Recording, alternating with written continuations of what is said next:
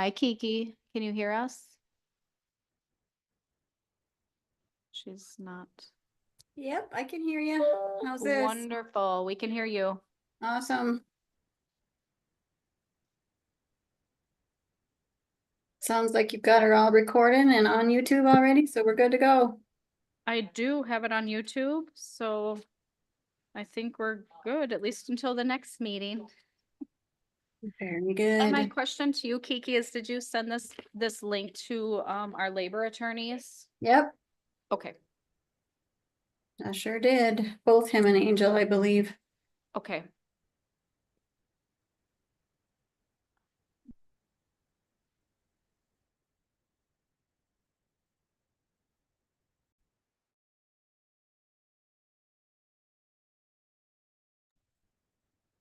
If I didn't have such a glare out my window right now, I'd show you a picture of the arch. Arch is right out my window.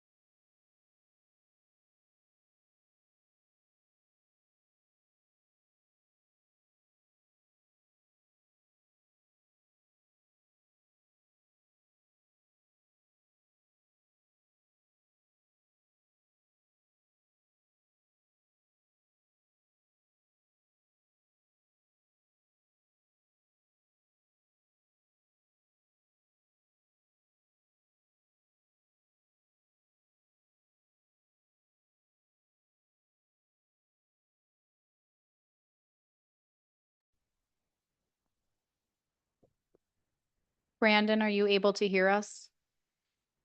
I can hear you good. Can you hear me? Yes, thank you for confirming. Yes.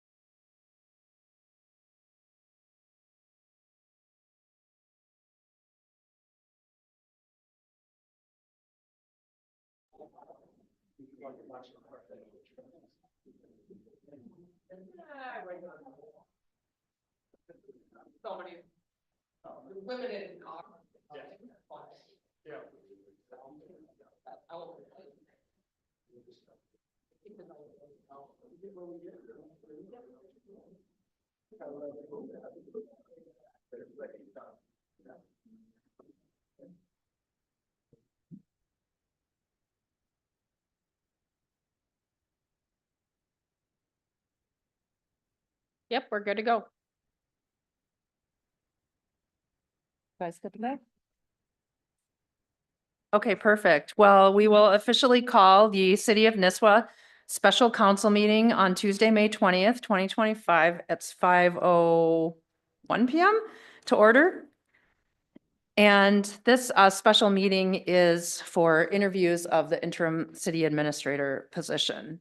So just to set up and give everybody some background, at our last special council meeting, I think, Mark, you said it was May 5th, the council passed a motion that allowed Joe and I as personnel liaisons to start sourcing and looking for potential candidates to fill the interim city administrator role for Nisswa.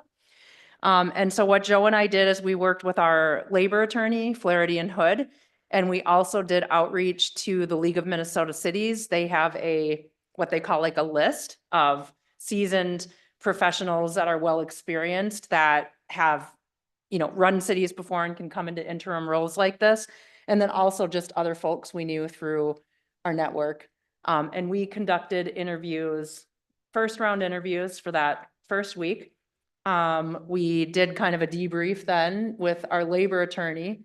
And then from that point forward, we had some conversations about who we felt from those first interviews would be positive candidates to bring before the full council for what is a special council meeting for the final round interview tonight with all of our council members. Before I go further, did I miss anything, Joe, that you want to add to that so far? That sums it up. Okay, perfect. And in going through the first round interview process, our labor attorney did provide guidance around interview questions, things we should be looking for, right? As personnel liaisons to make sure that we would get a good feel as we went through that first round. And so now for tonight, just to make sure that all of council is on the same page, our labor attorney has sent out multiple confidential and privileged communications to everybody, and I just want to make sure before we go further that council has received those and had a chance to look over and review. Okay, perfect. Yes. Okay, perfect. And just also, just to note this, because it is important, and the labor attorney did note this on any correspondence that went directly to council, is that the correspondence and some of the attached data are not public, so therefore disclosure, distribution, or discussion of this correspondence or some of the attached data in those emails, except as otherwise specified in the correspondence below, is prohibited by law and could be subject to criminal, administrative, and civil sanctions. So very important as well, pursuant to Minnesota statute, section 13.43, subdivision 3. There's information that's redacted. And we do have a responsibility as council members and staff at this city of Nisswa not to be violating any of those terms. And that's why this went directly to council. So I would just ask as a friendly reminder, if you guys did print anything, if we can give it to me after so I can go shred it and make sure that, you know, it stays confidential so we're not violating anything. All right, any questions? Anything, Joe, that I missed that you want to add? No, just maybe do we need to talk about why we are at this point, or is everyone up to speed? You know, what the goal is for the interim city administrator? Does any questions from anybody on that? I guess I have a question. You know, it was my understanding a while back that we appointed Kiki that, you know, she was gonna be the interim person, and all of a sudden we went from that point to here we are today. And I guess, you know, I just kind of feel like I maybe a little bit left out of the loop as far as what was really going on to how we got here today. I think, do you want to start or? Yeah, for sure. And so that's a question I want to answer for everybody. So, once again, back to our labor attorney, getting in, there haven't been very many days. I don't think where Jennifer or I or both of us have been talking to him over the last several weeks. As he, actually his team started to dive into the current way our city is set up, with policies, rules, ordinances, you know, the structure of the city. I'll quote his word that he used, and it was clumsy. That he said, the way that some of our stuff was written and put together. For us to start to, you know, for instance, a request came forward from staff to, with the building project, for instance, for Tom to maybe approve, you know, some change orders or something with this above a higher dollar amount. For us to, I'll say, get some authority or power back to make some of those decisions, we need to actually change our rules and our laws first, because that's not the way that the city's set up and ran.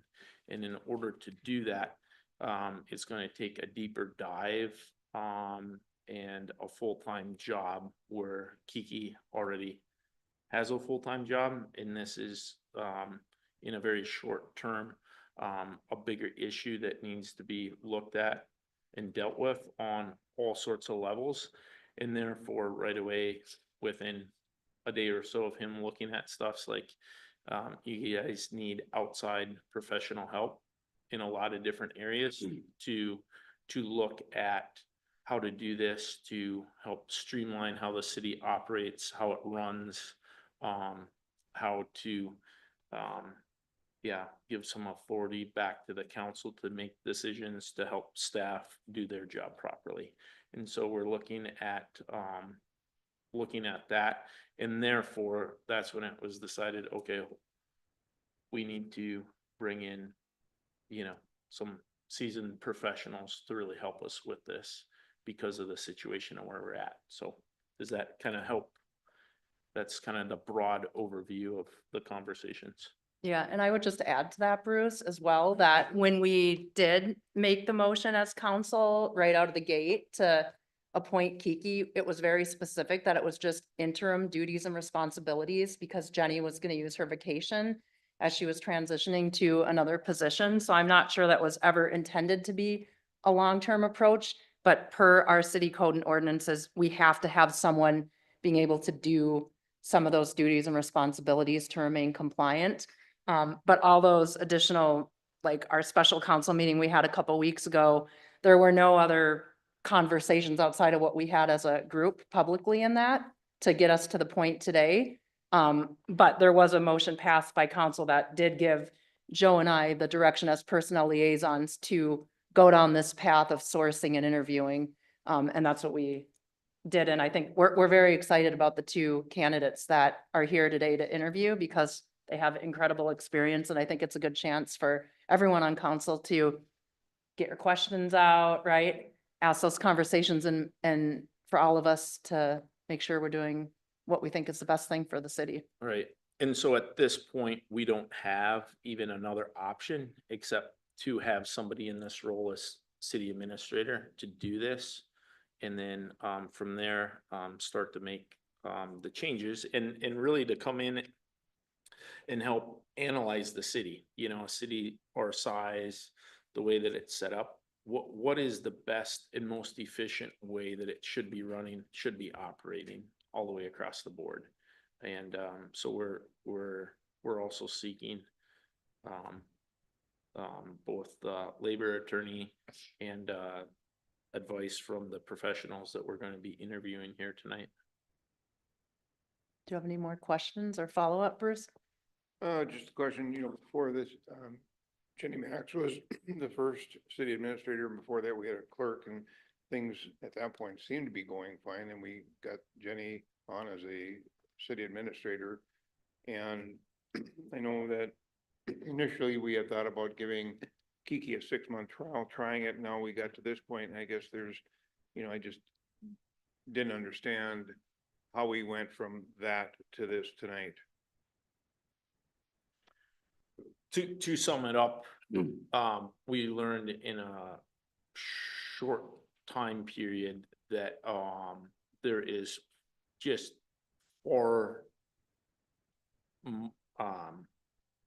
there's so much work that probably needs to be done within the cities with the policies, the rules, the law, the ordinances, that to have Kiki do it. Nothing against Kiki, but it's not her expertise. And also too, we already have her in a full-time job, and to do this right, to do this properly, to get it going, we need somebody looking at these areas full-time. It's gonna be a big undertaking. What needs to be done, much bigger undertaking than you know, what Kiki would be able to do for the city in both her roles and positions, and also kind of unfair to put her in that spot also on doing that. Mhm. You know, it'd be kind of like, here's your job, but by the way, here's this overwhelming, daunting task that you're gonna be forced to do too. It's yeah, we learned very quickly talking with the attorney that it's going to take quite some time. We don't even have a time frame on it, you know, either. So that's probably another question. Well, what time frame are we looking at? We don't have an answer to that. We need to get somebody in this role and to let them start getting their feet wet, and then come back to us and say, here's the time frame that we might be looking at, because we can't even answer that. The attorney, everything that he's gone through, all the stuff, you know, he's looked at all the different aspects of the codes, kind of the stuff that we're up against looking at doing.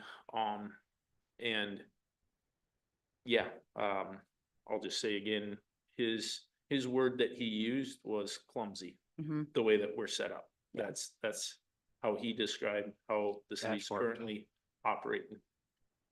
So, It is. yeah. So So any- that's how we're there. Bruce? So this will be an open-ended. Not, well, we should get to that after the interviews because part of it in the redacted information, or sorry, the privileged was also tentative contracts for both candidates that have been agreed. So we should wait till we get to that point if that's okay. Bruce, do you have anything else? Otherwise, I'm going to bring up the first candidate. One other thing, I just will say this personally, I feel that, as a group, as a council, maybe we should have talked a lot more about this rather than just dive right into it. I think we did at our last couple council meetings, didn't we? I mean, that was the intent of those. Got to this point tonight. That's my concern. Yeah, and part of this, it goes back to the open meeting laws, all this Yeah. stuff that we're sharing, it's nothing that anybody's trying to do behind anybody's back. Basically, even myself, when Jesse made the motion tonight to appoint Kiki there, okay, well, this is what we'll do.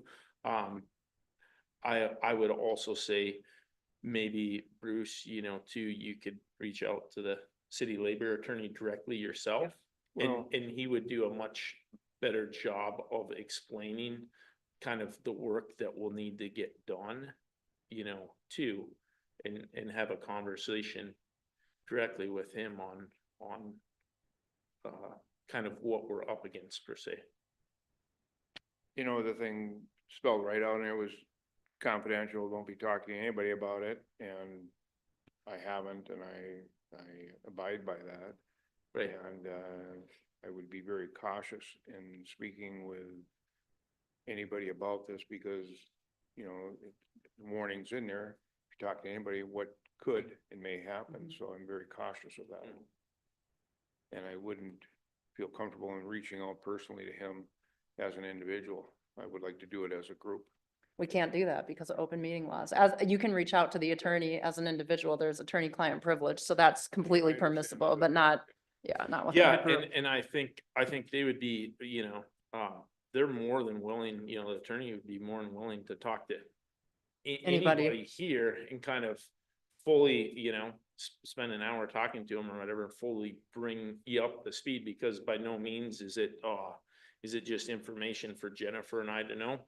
It's information for you to know 100% too, Bruce, and I would, or Mark or Jesse or whoever, to reach out and they can share everything that they've kind of found and earmarked as they went through the way our city is currently structured and laid out with our policies. Right here, in fact,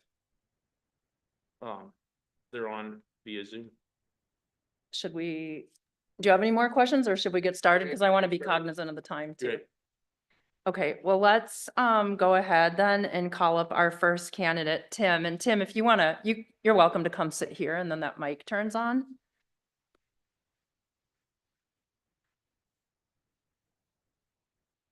Shake all of your hands quick. Yeah. Hey, Joe. Thank you, Mr. Sir. Yeah.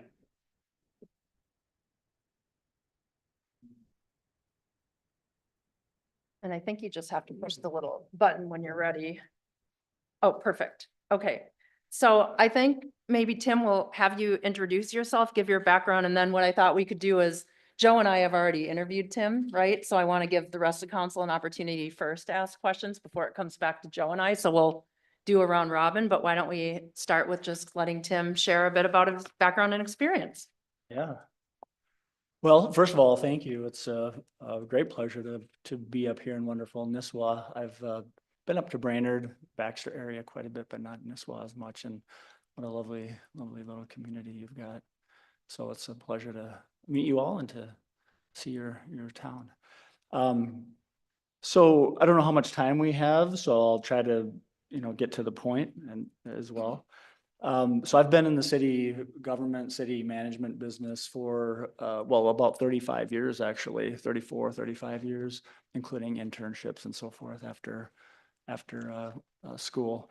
I don't know if everybody has had a chance to see my resume. You have, okay.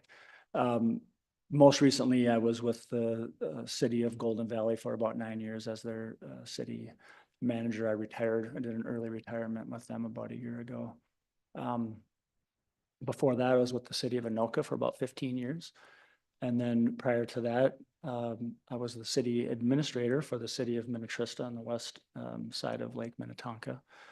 And then prior to that, I was the city administrator for a tiny community in the kind of the heart of the metro area called Lauderdale. It was my first opportunity to sit in the lead chair. Prior to that, I was an assistant to the city administrator and had done internships at a city or two before that as well. So, and then my education, I have a master's degree in public administration from Hamline University and an undergraduate degree in government from St. John's University, just kind of down the road. Yeah.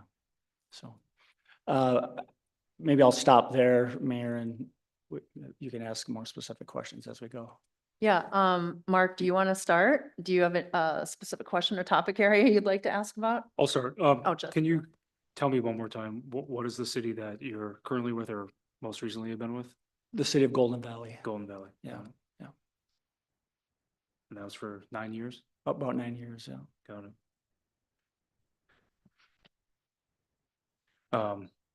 So you mentioned that you've been through, or at least into Brainerd and Baxter. How much time have you spent in the Nisswa area? In the Nisswa area? Not much? Not very much. Got it. So is this an area, I mean, so a city of this size compared to obviously Golden Valley, Anoka, Minnetrista, Interesting. and Lauderdale, which I'm not familiar with. Obviously much smaller on a municipal level.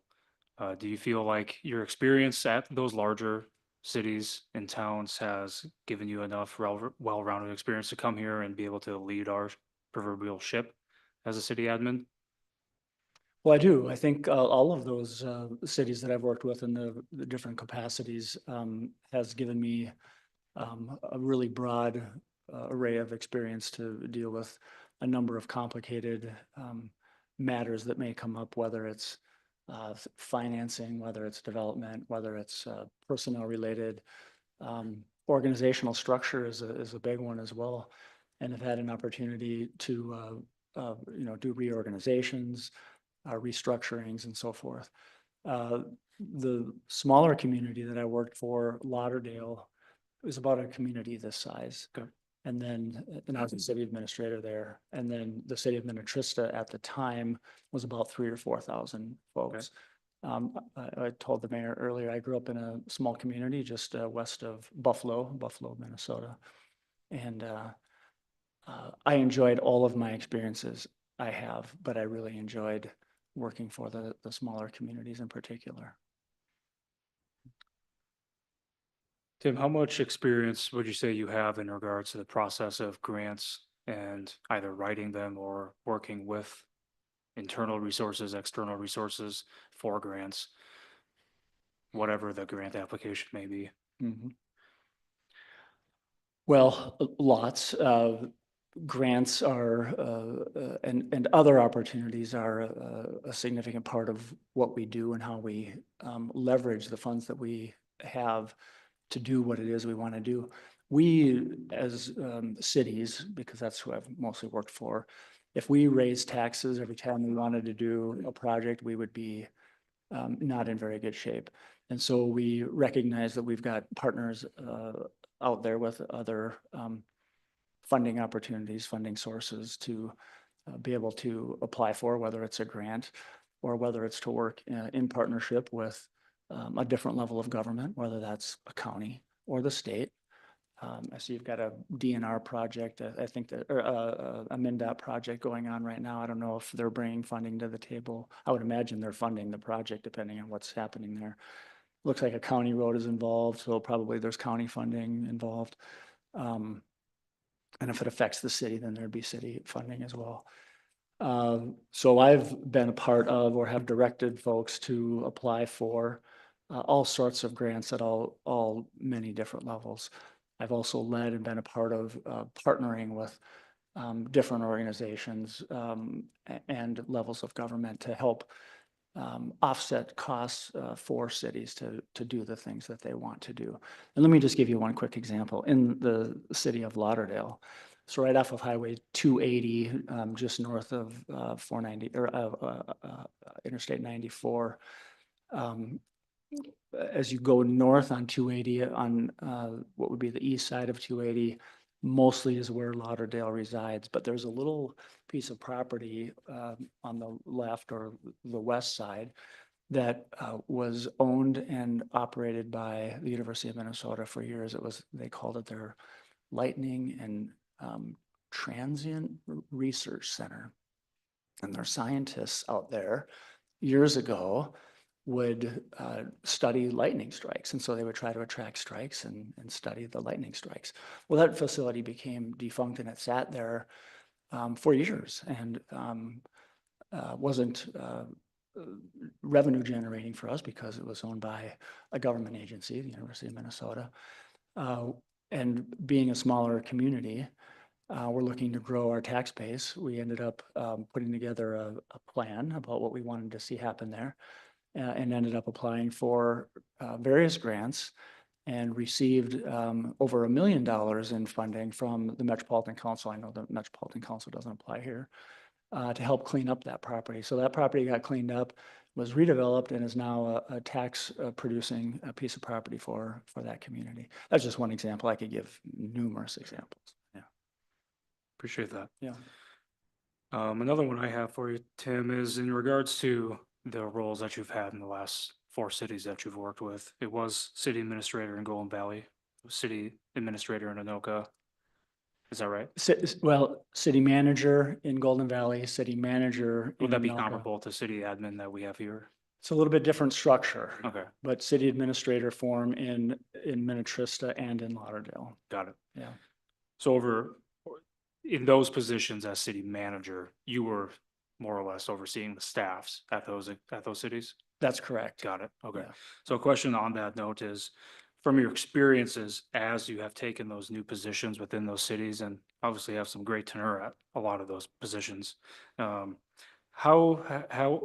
was your takeaway from walking into that new role, say Anoka or Golden Valley, and walking into an existing culture, existing structures with personnel having relationships obviously amongst themselves and starting to plant your own seed, not just as the quarterback of the team, but as the new guy on the block. Mhm. Can you give us some takeaways as to how that went? And obviously it was successful enough with your tenure there at both your 2 most recent cities, but give us a little walkthrough as to that and maybe what we would expect as you coming in as a Mhm. city administrator. Yeah, thank you. That's an excellent question. It gets at the heart of, I think, a lot of opportunity and challenges that leadership can experience.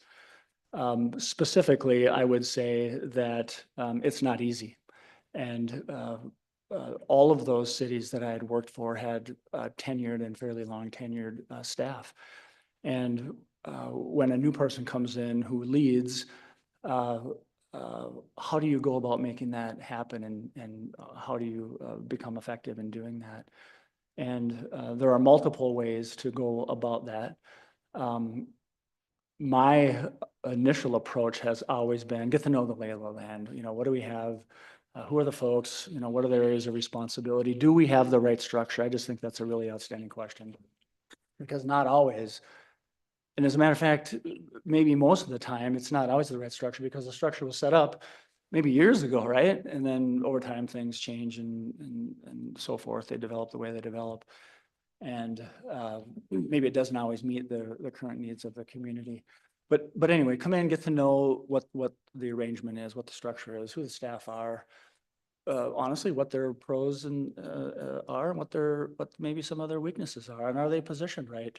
The old adage of making sure everybody's on the right bus, the same bus, everybody's in the right seat, and got the right person driving, all of that, just sort of doing that kind of gut check. And I'm going to work with folks. I'm going to work with folks to make them successful. We want to put them in the best spot that they can so they can be successful. Sometimes that means things get changed around, duties, responsibilities, what have you.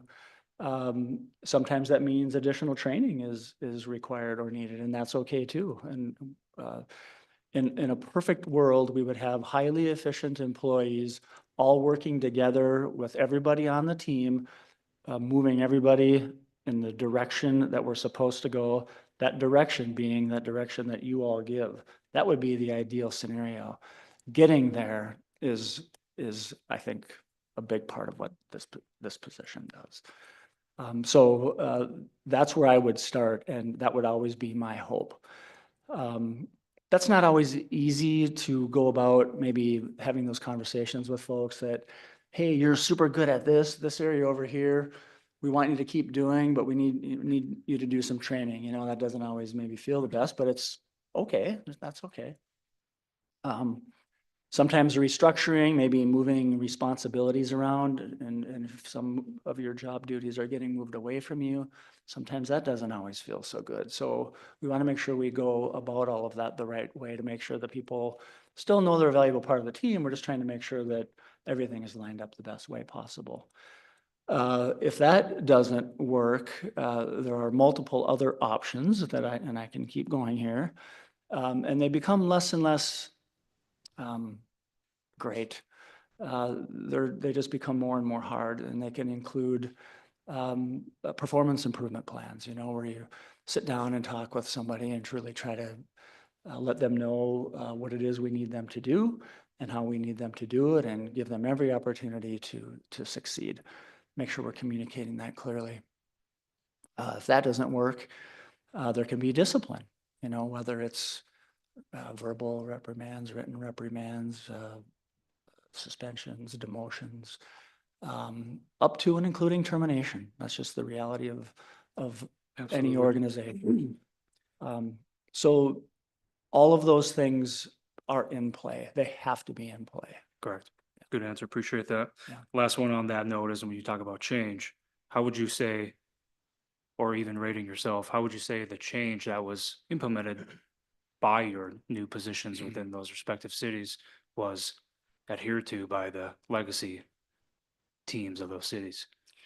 You, sir, ask great questions. You get really you're getting to the heart of. I interview a lot, Yeah. and sadly I have to terminate a lot, so Yeah. you tend to just, you start to see things from a different angle as to how can we Yeah. make this better for the Yeah. person that's gonna come next. Yeah. And this position of city administrator, as Councilmember London was already disclosing, was Jenny Max, our previous CA, was our first CA. Yeah. It was a clerk system here prior to. Yeah. And understanding the size of the city of 18.32 square miles, half, or I think over half of that, or yeah, just over half of that being water, and 2,100 some residents and growing on a pretty consistent basis is, it's a small city feel, Yeah. but we have an influx of folks that come up here Yeah. and provide a great deal of business, do a great deal of business with our downtown and our resorting community Yeah. in this town.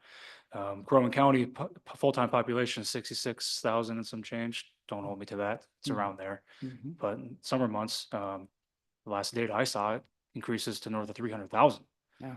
And that includes Cross Lake area as well. So we are a very small town in regards to, I think, everything on paper, and we want to maintain that.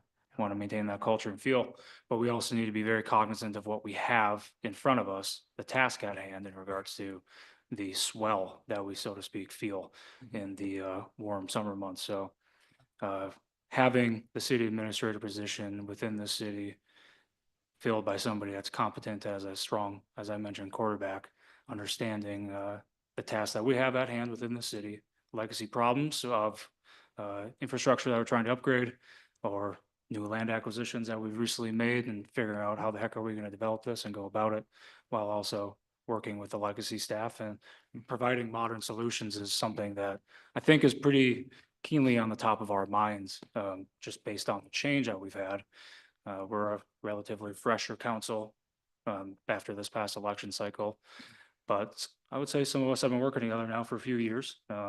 Mark and I in particular, and Joe, I think it's been just over a year and a half, 2 years now. Councilmember London, I want to say last summer. and of course, Mayor Carnahan this past January. So Mhm. going back, I guess, to the question, not trying to burn too much time here, Yeah. but how would you perceive, or how would you rate yourself in effectively implementing any change at all that you would have made in those positions with the legacy folks? Yeah, thank you. I appreciate the context too. So, and the mayor knows this because I've talked to her about it, but I describe myself as a change agent everywhere that I've gone. And so I've experienced the challenges, the pros and the cons that go with all of that as well. I want to start with this because this is so important, and I think everybody always needs to remember this. There's a hierarchy in place, and the hierarchy has to be followed. And the hierarchy goes like this: residents first. Residents are everybody's bosses, starting with you all. You all get elected by them. Then you're in charge. Then you hire a city administrator. 3 or more of you give direction to the city administrator, and that has to be carried out by staff. And I've told this again to the mayor, unless it's illegal, immoral, unethical. But if it's something that staff doesn't like or care for, or maybe the folks that are elected giving the direction, or maybe there's a faction of the community that doesn't like it. I've experienced all of that as well. Kind of the old guard, if you will, you know. But if we remember that principle, that the residents elect each of you gives the direction to, in this case, a city administrator. The city administrator works with the staff to carry it out. All of that becomes much easier. So that's where I would start. Change beyond that, whether or not they're newer or have been around a little while or legacy employees, is still hard. It's still hard. And I, for one, am a stickler for the hierarchy and have to keep coming back to it. Have I been in situations where longtime employees don't like the direction that 3 or more of the council members have given? Absolutely. Have I been part of a city where 3 or more council members who've been elected give a direction, but there's a pretty significant and loud faction of the community that doesn't like it? And maybe that lines up with some of the employees' opinions as well. Yes, I've been through all of that. And the thing that matters to me and has to matter to everybody is the structure and the hierarchy. If we don't follow that, we don't have democracy. Otherwise, we've got these folks wanting to do this and these folks wanting to do this and so on and so forth. And it's chaos. So as the person sitting in the middle, that's my anchor. And I always go back to it. Did 3 or more council members give that direction? Yes. Do I agree with it? I don't know. It doesn't really matter. It doesn't matter what I really think. But what I think is we're going to carry it out. We're going to carry it out to the best of our ability because as staff, that's what makes us professional. Great answer. Do you have anything else? Otherwise, I'd like to give the other 2 a chance if they. I yield the floor. You don't have any questions? I yield the floor. Bruce, do you have a question? Yes, I do. Sir, I understand you're currently retired. I am. What truly motivates you to apply for this position for the city of Nisswa? Thank you for that question. I think that's a very good question. It makes a lot of sense to ask that. It was always a part of my plan to retire when I did. My significant other and I thought that would make a lot of sense, and it did, and it does. And retirement is great. So for any of you who are thinking about it or have been retired, it's a wonderful thing. Yeah. 43 years I got, yeah. We'll say that again. I got 43 years left. 43 years. yeah. 30, Yeah. 34 years. Well, it's wonderful. And there still is time in the day to do some things. And long before I decided I was going to retire when I did, I always knew that I was going to want to do interim work because I like the temporary nature of it and I like the part-time nature of it. So I get to do the things that I want for, I'll say, half the day or half the week, whatever the case might be. And then I can do more work-related things the other half, of the day or the week. So that's my answer. That's been part of my plan, and this fits nicely into it. And I look forward to an opportunity to do this, yeah. I have another question, if I may. Have you ever been in this type of position, an interim city manager elsewhere? This would be my first interim, yeah. I have one other question for you. Yeah. Have you ever applied for an interim city manager position elsewhere since you've been retired? Have not. And how did you get involved in this?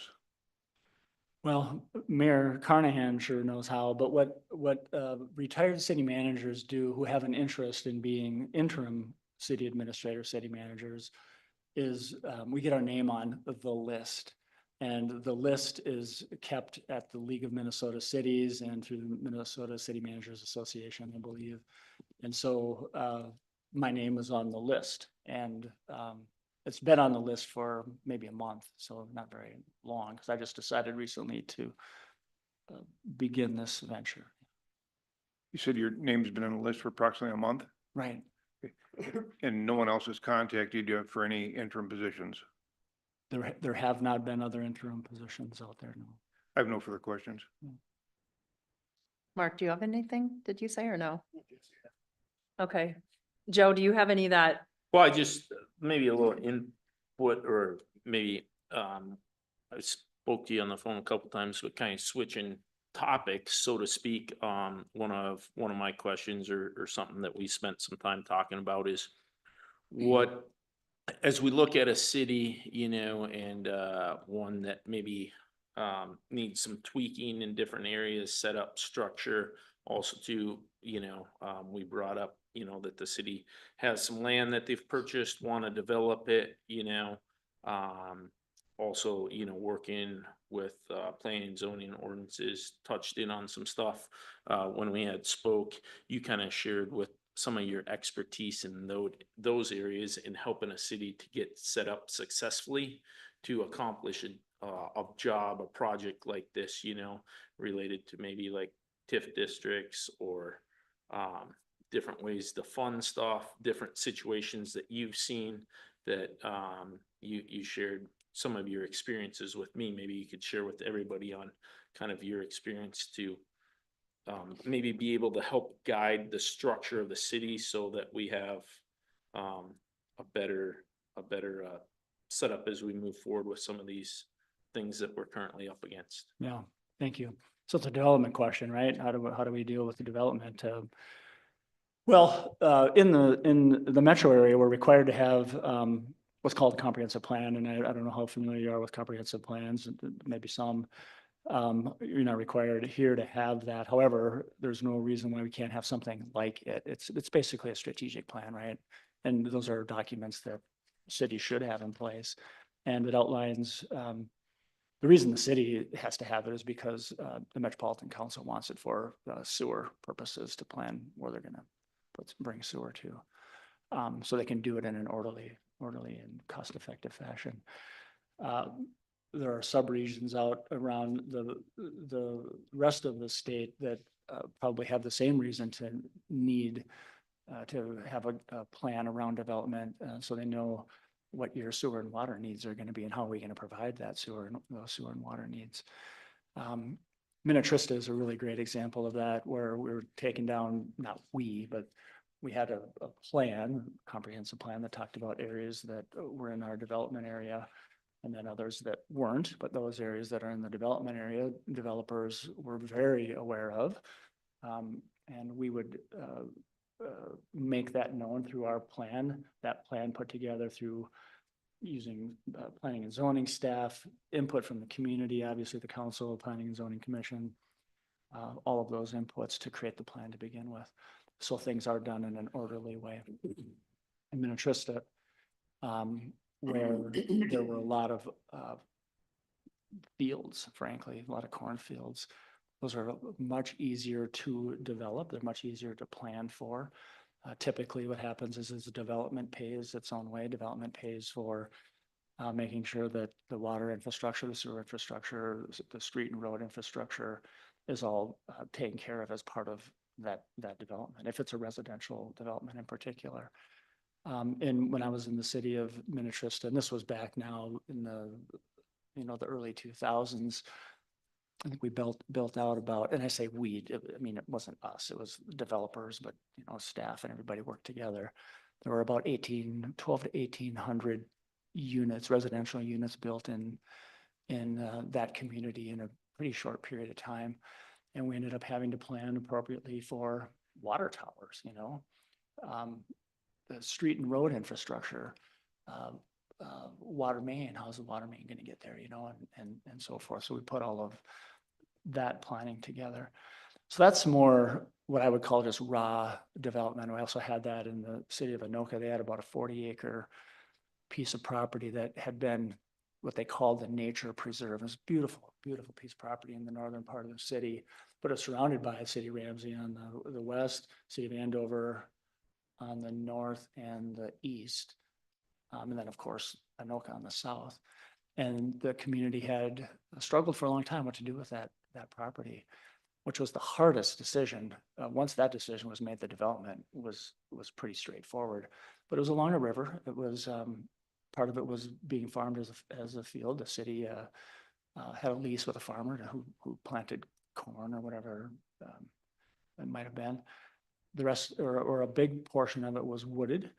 And what ultimately came after a lot of hand wringing and hard conversations was a happy medium of let's develop half of it and we'll preserve the other half, right? So if you drive on Round Lake Boulevard right now, what used to be Round Lake Boulevard, I don't know what it is, but there's just a beautiful housing development that added a lot of great tax base to the city. A lot of new families were able to move in for the school district. And then the other half was preserved as a park, and it's just really, really a gorgeous area and along the Rum River. So, and then I would just say one more thing very quickly is those again are more raw land type developments that tend to be easier. Redevelopment is a lot more difficult in my view, because you've got a lot of times buildings that have been there for 30, 40, 50, 80 years. Sometimes they're buildings that have generated waste that have adversely impacted the soil. Maybe it's a gas station, maybe it's a manufacturing facility, maybe it's a laundromat where chemicals did seep into the soil. And so you got to figure out how to pay for removing the structures and then mediating or mitigating the soil so they're clean enough. Once you prepare that, and that's when creating TIF districts can really be helpful. To help pay for that, to prepare that property to attract development to that. I understand this city just has purchased or recently purchased a piece of property, is looking for development. I don't know a lot about that piece of property. I don't know if it's a raw piece of land or if it needs cleanup, but it's a raw piece of land. Okay. So I don't know if that answered your question. Yeah, That was no, way more than you bargained for. Yeah, sure. Do you just, again, I'm trying to be sensitive of time. Yeah. And whatnot, and we do have another candidate to interview tonight as well. Do you have any closing thoughts? Anything last from anyone before we let Tim give closing thoughts so we can keep on pace here? I would just make a comment more than anything, regardless of who gets selected here or how it goes down. I think you're doing the right thing by really pulling back and looking big picture at your structure. Once you figure that out, I think things will fall into place. And that structure can be in place for many, many years. And maybe you already have the right structure. I don't know. Maybe it gets changed. Maybe you go back to what you had. I have no idea. That ultimately will be your decision, but I applaud you for pulling back and taking an objective look at that. I appreciate Councilmember London's questions around that topic, and I understand where you're coming from. But I think there's a lot of, if you take a really long view, I think what you're doing makes a ton of sense. So. Well, thank you, Tim. We appreciate you coming up and taking the time to meet with council tonight. Yeah, my pleasure. Thank you. Thank you. Do you want to, we can. Oh, okay. I think. Oh, wait here a minute. I think I saw. Oh.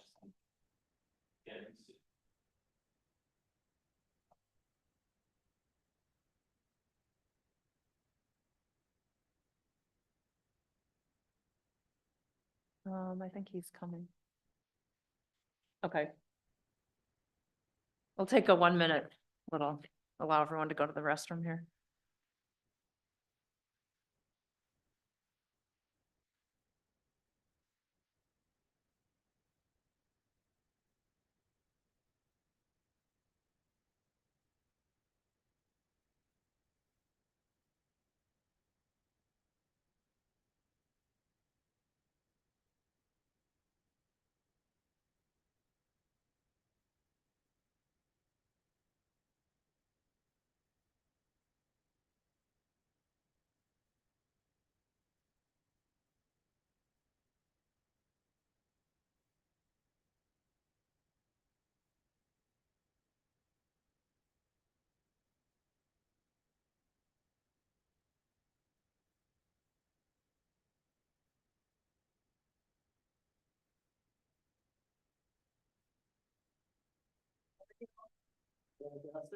Well, two of the council members just ran to take a quick I saw break, but as soon as they come back in, we'll have you come up here.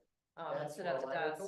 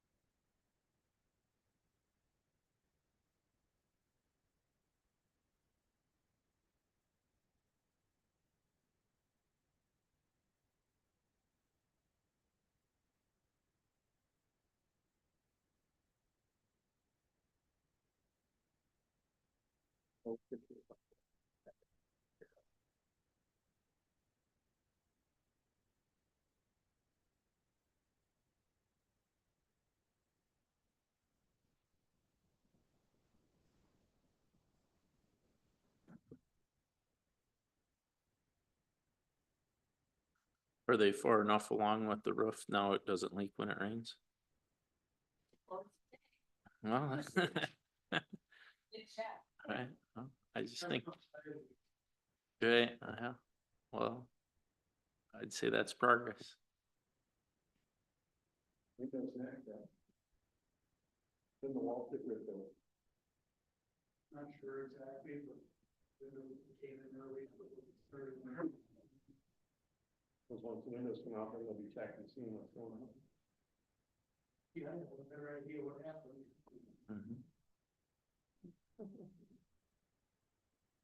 Okay, Keith, do you wanna come up and take a seat? I sure will. Thank you for joining us. Oh my gosh, thanks for having me. Yeah, so Keith is our second candidate when we were going through Joe and I as personnel liaisons and doing through the first round that we felt very positive about bringing to this final round to interview with council. So as I said on the first one, Joe and I have already had multiple conversations with Keith, so we'll let the three of you go first. But Keith, if you want to maybe start by introducing yourself, giving some background, and then we'll go through with interview questions from council. Sounds fantastic. So if I talk a little loud tonight, I got over a cold and for some reason my left ear is just doesn't want to let the fluid out. So if I ask to repeat yourself, please don't be offended. I'll keep it relatively brief so that counselors can get to know me and ask a lot of questions. I'll run down my bio. So I did about 35 years in law enforcement. My last stint was in the city of Owatonna, Minnesota, where I was a police chief for about 12 years. I did retire in 2022. Shortly thereafter, I got some calls from cities around the state of Minnesota wanting me to do private and confidential investigations. They're mainly personnel matters. Some people refer to them as conflict cases. That can be anything from they're too busy, they're too big, too complicated. Could be just simply you have an employee that says, I'm not getting a fair shake. Can we bring somebody in from the outside? So that's what I've been doing, traveling all over the state of Minnesota, everywhere from organizations that have 1,500 to 2,000 employees, all the way down to an organization that might have 10 employees. So it kind of runs the gamut. I have been an interim city manager for the city of Waseca, Minnesota. My boss, Chris Bussey, left and took on another job, and I filled in there. That was fantastic. Best part about it was the entire council wanted me to be the interim city manager. So it's always a nice kind of step to go forward with. Elected positions, I did serve as a chairman of the board for the Waseca Public School System. So from an elected body governance understanding, I have a small piece of it, and I really enjoy that. I was also an investigator for years, did everything major crime related, everything from homicide on down. Also was a adjunct instructor at the University of St. Thomas. I taught graduate students intellectual leadership and ethics. Did some other teaching around Century College, etc. as far as formal education, I do have a master's of arts from University of St. Thomas. I went to Cardinal Stritch where I got my business degree. And then I started off with a 2-year degree at Alexandria Technical College in law enforcement.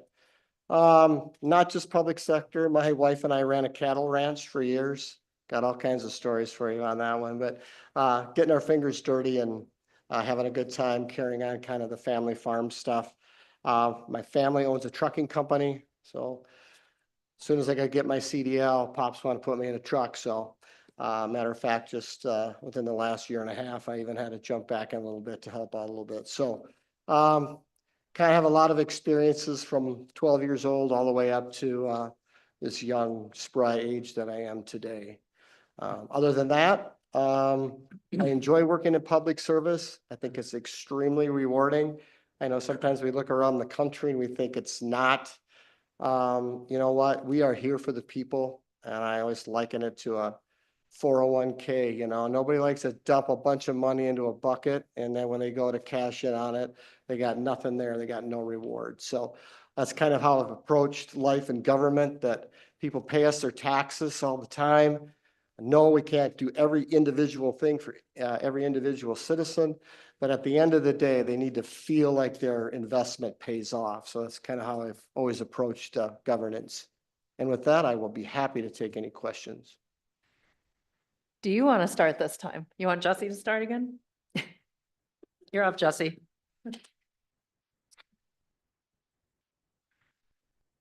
Thank you for coming in. Appreciate that. Did you say you have a master's? I do. And where's that from? University of St. Thomas. St. Thomas? I Yep. went to St. Thomas for a year as well. Oh, wow. Well, 1 year. Go Tommies. Roll Toms. How long ago? 2004, I graduated.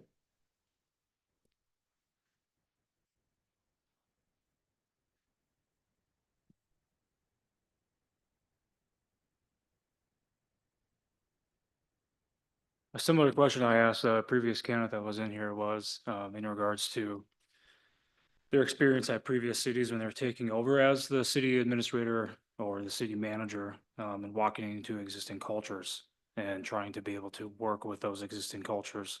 Sounds like you've had that experience one time with the city of Waseca. Yep. Right?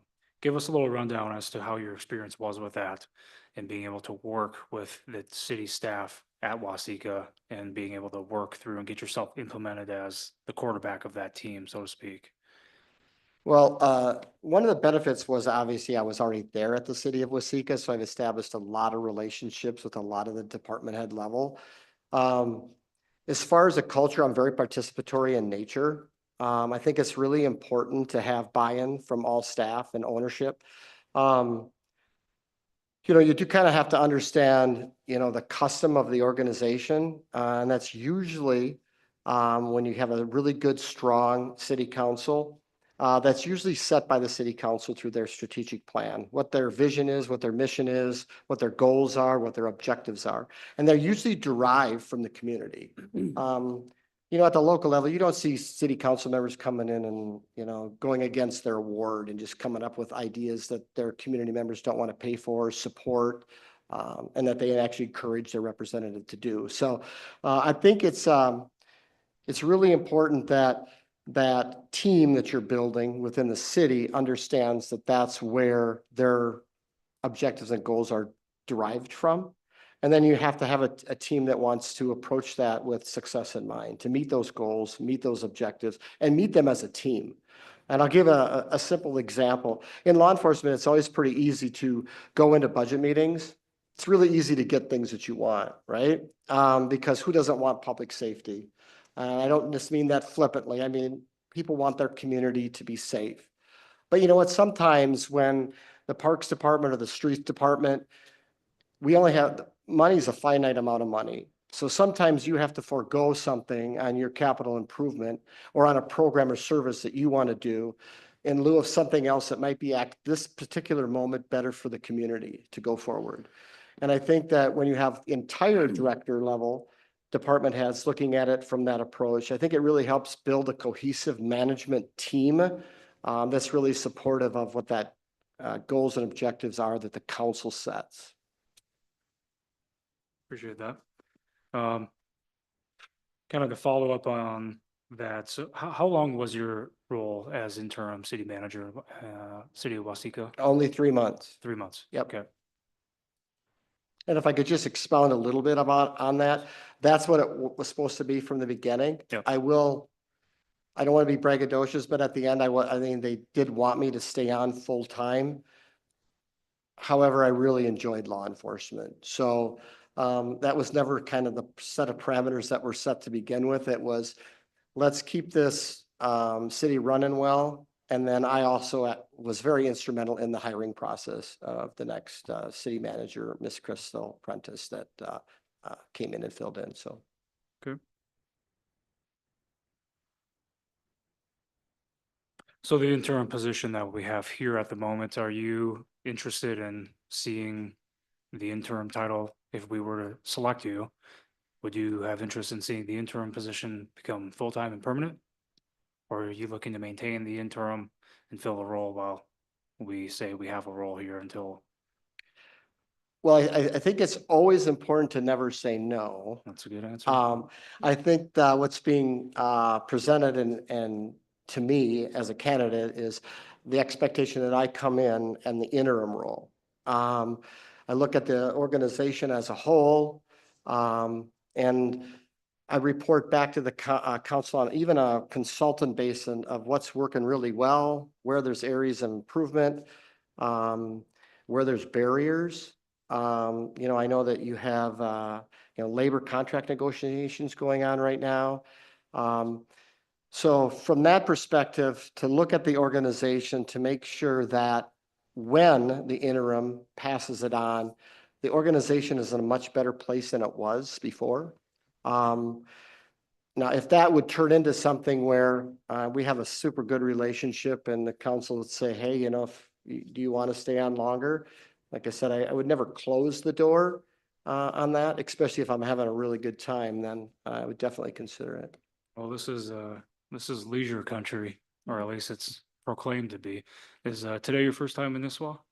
My first time in Nisswa? No, my first time in Nisswa was in 1985. I like And that. that's when I met my current wife. Here. And they had a place on Upper Cullen. So no, I've been coming up to Nisswa for a long time. I love the city. I love the area. I love the lifestyle. We resonate pretty well with the culture and customs in the area. So it's not just leisure to us. We live here. I work out of this area. It feels like home. Oh, yeah, absolutely it does. Yeah, that's why we're here. I don't have any more at this moment. Okay. Bruce, I do. Sir, I understand you're currently retired. What truly motivates you to apply for this interim position as a city manager with the city of Nisswa? I really like the opportunities that give me the opportunity to come in and look at something that is run really well, but yet needs a new, fresh look at it. So I'll use the business that I do. You'd say, well, why do you love personnel issues? You come in and you do conflict cases for individuals. Well, the city needs help.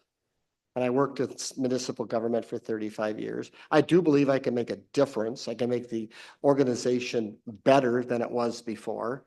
I can provide assistance, valuable service based on 35 years of professional service in the area. And I would apply that to the city of Nisswa. Why? Because I think I can come in and make a difference.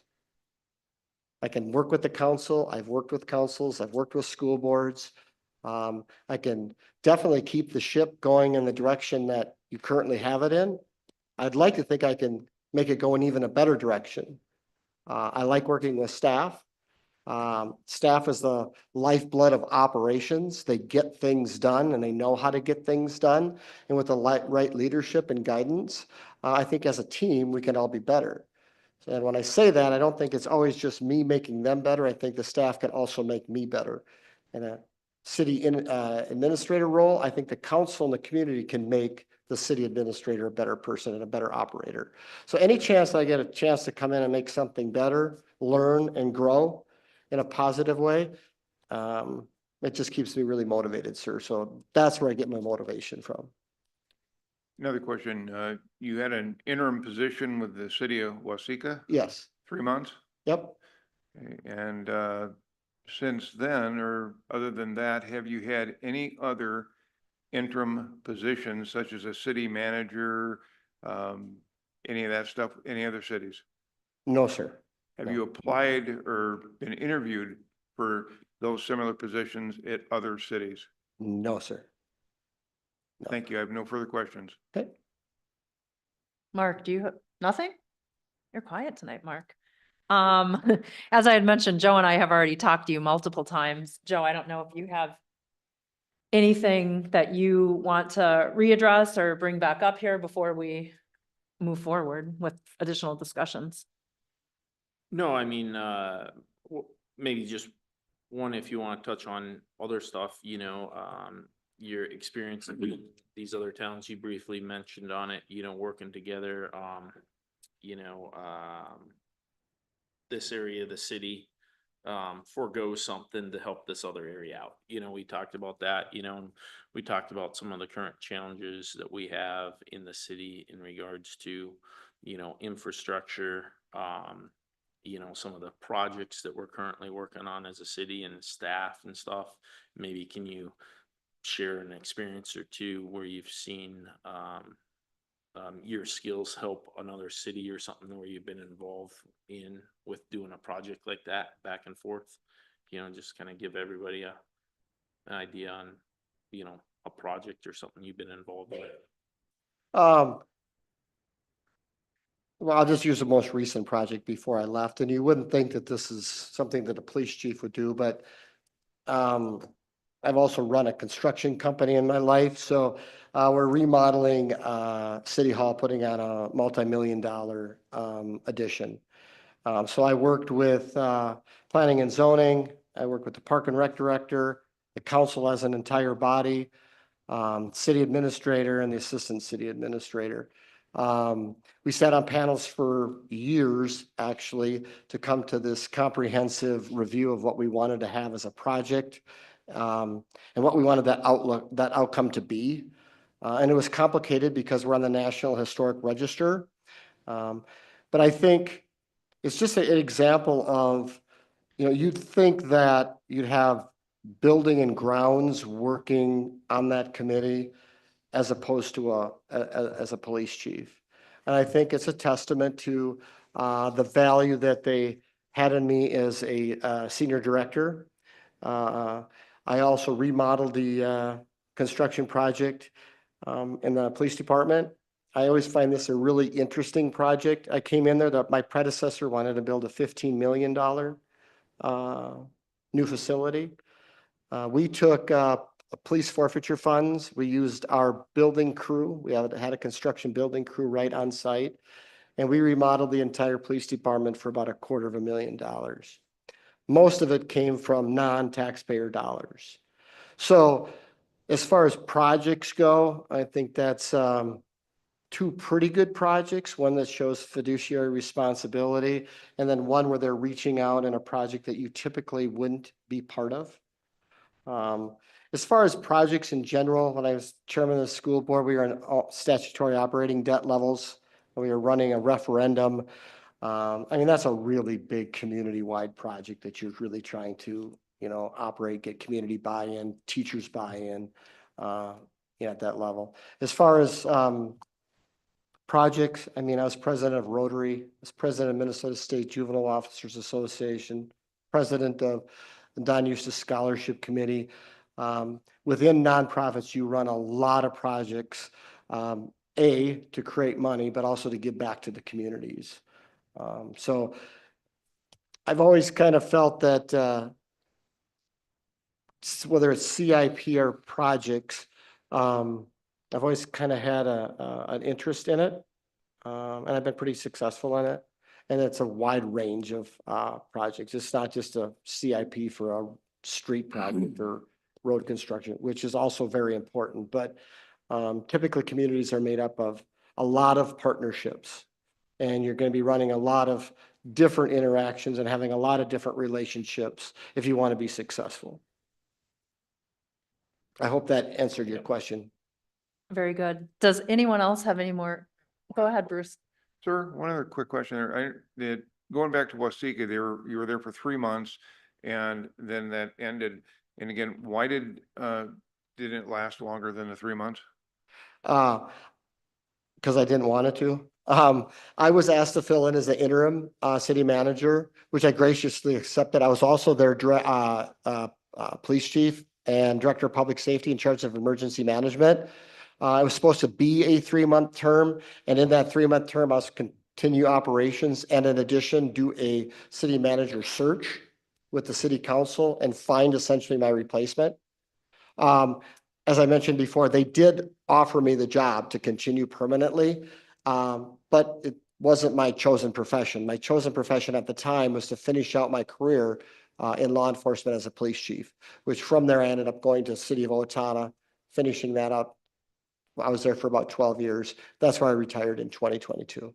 So as I understand it, you could have stayed longer if you wanted to, but you chose not to because you wanted to go back to your police job?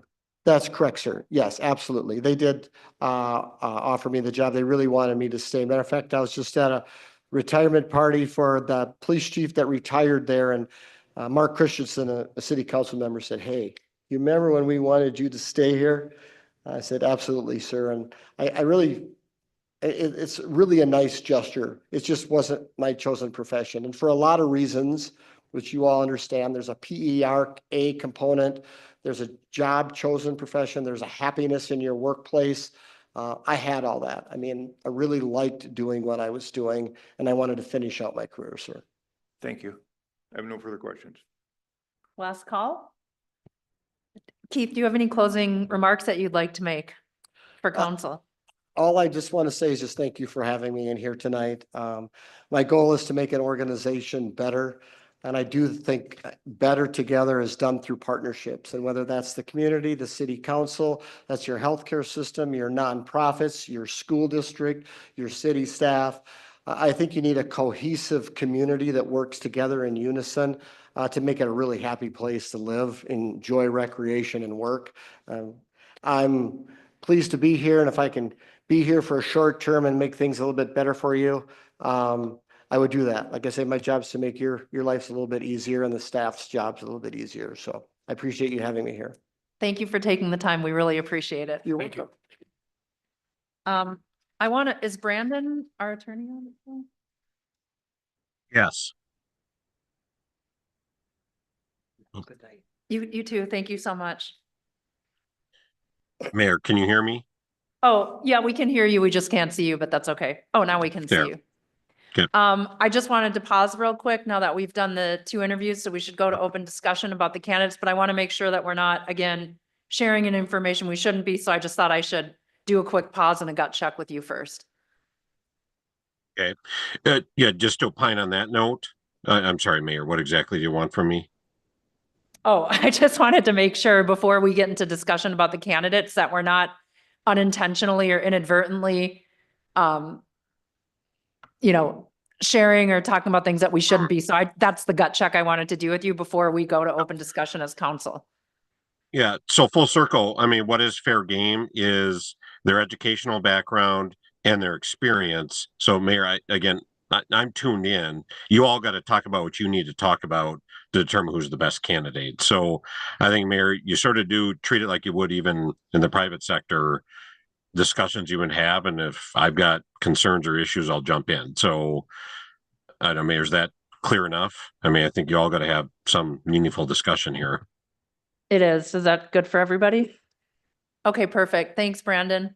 All right, well, I guess can start discussion. I'll just kick it off. Like I said, Joe and I, for the last council meeting, we went out and worked with the League of Minnesota Cities, with our labor attorney to source different candidates. And these are the 2 individuals, Tim and Keith, through actually probably a couple first round interviews with both Joe and I that we both felt very encouraged and optimistic by, from not only a a background perspective, but also an interview perspective, which is how they landed here tonight. So again, Joe and I have probably talked to them a bit more than you two have, but definitely want to open it up to discussion as to feedback, thoughts, in terms of candidacy, viability. Do you want to chime in before we do like a first round robin? Yeah, I mean, like Jennifer said, I've talked to both of them, at different times and stuff. Jennifer and I both talked to them together also too. Yeah, both of them have, a lot of experience in the public sector. Both of them have, I'll say maybe areas of expertise as we heard here, you know, what they've both been in. You know, as we have been learning, you know, kind of in a fast education on ourselves, you know, and kind of back to your question, Bruce, too, you know, they both brought up something here, you know, too, that I want to talk about is, you know, our comprehensive plan in the city of Nisswa, right? Needs to be updated. Right. And Mark, you can speak to this a little bit too, you know, about that. And just looking at it, and even this week, for instance, I had conversation with staff about the comprehensive plan, and you know, it's no secret that that really has not been the guiding factor of the city for a very long time. Even our previous mayor even had said, you know, he was part of that process. And when that was voted in, it was kind of voted in as, in some aspects, a lame duck right from the beginning, you know, and as we've listened to both of these staff, or not, excuse me, both of the people that we're interviewing tonight, and looking at a lot of the situations that we currently have going on in the city and stuff, and kind of looking, deep into what we need to do to make sure that this is structured, you know, that's kind of the lens that I've been using, you know, when we've been talking to both of these candidates, because, you know, neither one of them, I believe, you know, they're both interim. We as the city, we need help, you know, on guiding it forward. What do we do? How is it structured? How is it set up? You know, like they both said, how can we make this better for the city of Nisswa, for the citizens, for the community? You know, what can we do? And so, you know, that's kind of the viewpoint that I've been looking at, you know, when I've been talking to all of them, is we have just all these different points of discussion in the town, points of hey, this needs to be cleaned up, this needs to be looked at. You know, if comprehensive plan is what we should be looking at all the time, when was the last time we looked at it? You know, in 2019. What?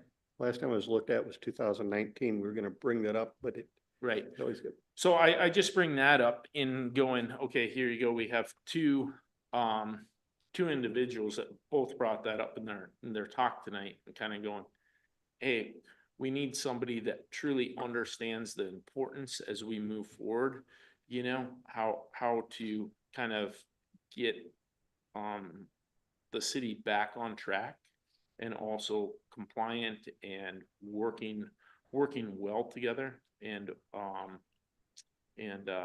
kind of going forward. So that's what I'd say, you know, as far as, you know, the candidates, like I say, we interviewed other candidates too. They both stuck out to Jennifer and I, you know, right away as, hey, both of these individuals we want to bring in, have everyone else have a say too. You know, yeah, so I guess I'm interested in hearing everyone else's opinion on them, you know. I just wanted to state one thing too. As Joe mentioned, like the lens when we were going through that first round of interviews, it was, you talked about like, and they talked about this when I look at Tim and Keith and how they interviewed here tonight, right? Tim has extensive experience with, metro suburbs. Large and small, which is good in a sense because he's got strategy, he's got pillars of city governance, city structure, project management, organizational management. Keith comes from a bit of a different background, but he also brings that structure and strategy. That's what I felt I heard from him in subsequent interviews as well as tonight. And he really has a forte in personnel management, workplace culture, making sure that we have people in the right roles, right responsibilities. Are we set up the right way to be most effective at the city of Nisswa? And one thing I'll just say, and this may sound really little, but this stood out to me like in the phone interview with Tim, is he said, because they're both looking at doing, not necessarily being 5 days a week, but a partial day a week. But he had said, well, the day before your council meetings are Tuesday, the day before, it would be my job as interim city administrator to get aligned with all the council to make sure that they're clear on the packet. If there's any questions, right? So that everybody goes into the council meeting set up for success. And then you have the council meeting on Tuesday, and then the day after, it's a debrief with staff. Here's everything that came from the council meeting. Here are the motions, the votes, here's the conversation, and making sure there's that clear direction and everyone's marching on the, in the same way. And I think Tim did say that in his interview, is that there is a clear hierarchy. It's the residents first, it's council. As our ordinances are set up, it's administrator and staff, and we all need to be working as one team, whether folks do or don't disagree with what we may vote on up here. So that was just kind of my high level from previous interviews and tonight. Jesse, do you want to start, Mark? Yeah, I just want to bring up the open end thing again. So I mean, interim, I mean, what are we, I'm just going to bring that up again. Is it open ended? Because we might say, okay, we only need them for X, because we know each one of them, they're just going to be about what, 20 hours a week? Brandon, do you want to, I don't know what we're allowed to say because of those contracts, how to answer that? Yeah. This is fair. I think it's fair game to talk about because you're shifting from not only candidate, but for the duration of interim. So it's fair game. And I'll just bring up the technical note is in the draft agreements we provided to you that the candidates reviewed. We do put in 6 months, but that's only because then the city and the employee don't have to contribute to the state public employee retirement association. However, that's just the legal and financial issue. If both the individual you employ and the city council want to extend it, that'll be easy to extend it. So full circle, you're not in a legal box on how long you have the person. We just said, well, it's going to be top 6 months, but that's just for PRA purposes. You should have discussions as you get closer to that 6 months if you want to extend it. And Mark, those contracts that were sent to all the council under a privileged memo, that is in that, and both of these candidates did agree to those contracts that were sent to everybody. So those are already agreed upon, for tonight. And one of the things that we're looking at with the timeline on this, and maybe Brandon can speak to this too a little bit. There is going to need to be some restructuring done of the policies, the rules, the laws, what governs us. Right. And there's a lot of timelines with that, too, some of the rules that we're going to need to change, they're going to have to go through a process, put out there, published, set period of time to review, come back, vote on them, amend them, all that stuff.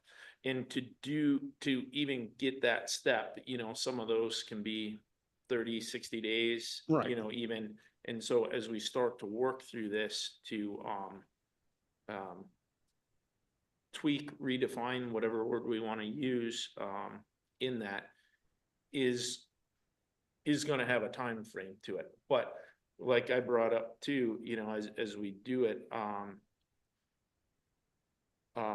tonight hiring this person is really going to be step one also for us as a council.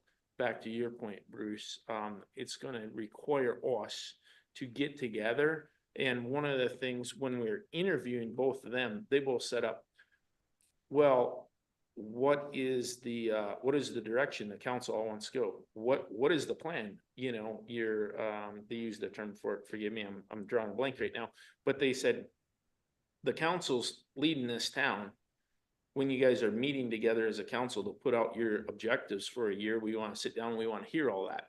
And so we had brought up, you know, that we had the workshop, you know, with all the staff, that we had the town hall with the council, but now to actually formulate that, you know, and blend the two together to do that, that would be kind of the next step for us. And they're kind of like, hey, one of our first things is they want to meet with all this. What is the direction that the council wants to go?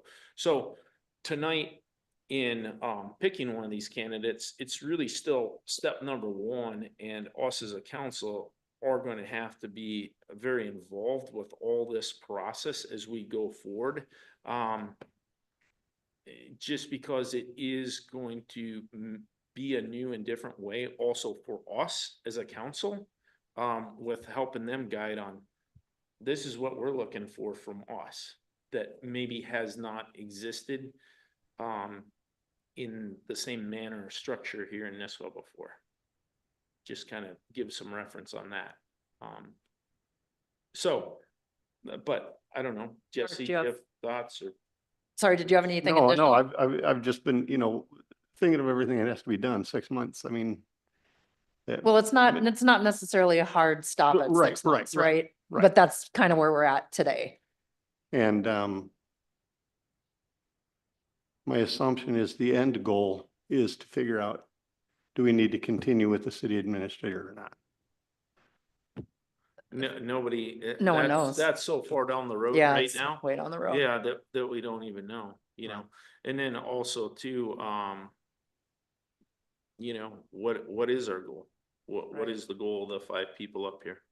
And I think that's where, going back to it, where I don't want to speak for you, but I felt very encouraged by both of these candidates that they both are well adept and have a breadth of experience that can help us as a council Right. get to those goals, get to that strategy, to be able to lead and figure out the best path forward so we can be the most optimal with our residents, business owners and whatnot. But did you have any feedback either way on either of the candidates? Because you didn't really touch on that, more just kind of like the timing of it. Well, I think with Tim, he has more of the background with, like you said, with large, small towns. And working with organization. You know, so. Just my thought is, I'm thinking he might have more knowledge into helping us than Keith, but I might be wrong. It's just how I'm looking at it. Bruce, do you have any thoughts, commentary? Undecided Okay, at this point. well, we can come back to you. Jesse? What is the working location gonna be for this interim city administrator? So either one of them would be relocating here? Both would, I can say this, right, Brandon, or no? Here, Can I yeah, disclose or? yeah, Yeah, so it'd be okay. 3 days a week in the Yep, so office, both- per the both agreement would- you saw. Yep, both would work 3/5 time. They'd work out of City Hall 3 out of the 5 business days, but we only work 4.5, right, anyway? Because Friday's a half day. So both would physically be here 3/5 time. And It's 3/5 time, technically like 24 hours out of a 40-hour work week, Brandon? more or less. Yeah, this is why we've kept them salaried. So you all can work with them. Is it really 8-hour days? I don't know. You all got to work that out. They're salaried. It's just if they work, I mean, side note, I want to shift a little bit to economics. If you want to have them work more than 3 physical days in the office in a week, then they'll just get paid 90 an hour. But for those 3 days, we left it intentional. It's not by the hour. They just get their set salary, regardless of the number of the hours they work for those 3 specific calendar days. Okay, Is that clear or not clear? yeah, that's clear. Okay. Well, okay, so for interim consisting as a temporary part-time, non-full-time employee status, well, if they're working 3/5, that technically classifies them as a full-time employee, does it Mhm. not? Yeah, did you hear that, Brandon? Yeah, can I jump? Team legal, So we always go, how you classify them doesn't matter. Here's why I'm saying that. As we drafted the agreement, we just say all you're getting your salary, travel expenses, and a phone. And even if you're deemed full-time, they still have that one clause side note if you're just focused on economics where they get zero, no other benefits. Yeah, okay. Maybe perspective from you two would be good on this one. If we're going down the path of an interim, and I understand based on, Joe's comment about it's down the road, but I look at a 3, 5, 10-year plan in a lot of aspects of my life. So when it comes to this position, we just had a full-time city administrator. We appointed an interim for the time being for us to get our ducks in a row. Now we've done that with these interviews here, but is there prospects of us wanting to go and fill a full-time city administrator position? And if we're doing so, does this interim route with these two individuals that are effectively retired, is that the route that we all want to go? Is that the approach for the interim? Hence interim CA, but are we trying to set an expectation if interim?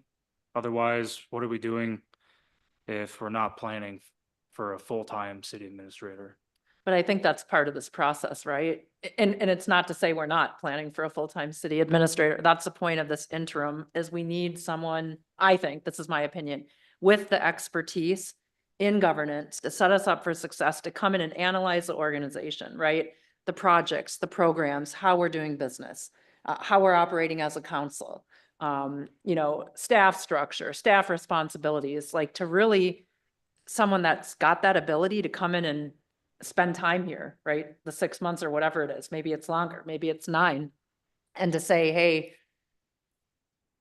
operate as is, right? I mean, we don't know. We don't know what that is, but I think what's become very apparent to me is we do need someone with a breadth and depth of experience in this role. We've been trying to Band-Aid things as a city, and I think it's put strain across resources with staff and perhaps maybe even connectivity, communication with council. And I think it would be in our best interest to resolve that, because that's how we're going to set ourselves up for success. I think my point on the matter is simply, let's rewind a month and a half, 2 months ago, prior to Jenny Max putting in her notice.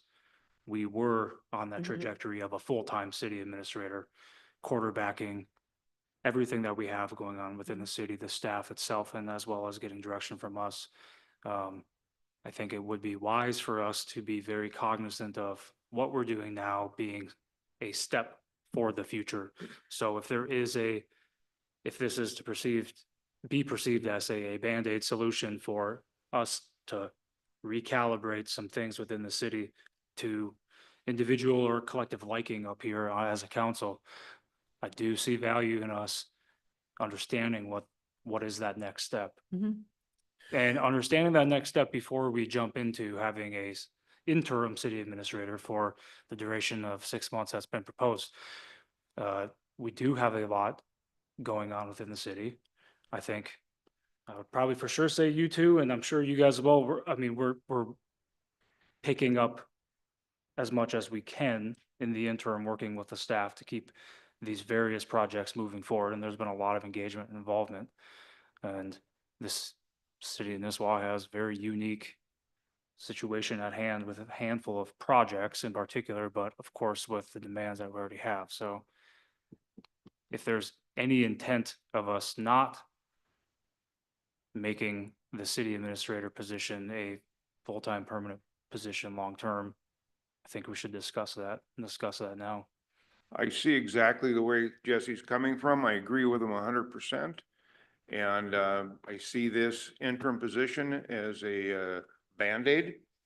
And I think we need to cut to the chase and make up our mind exactly what we're gonna do.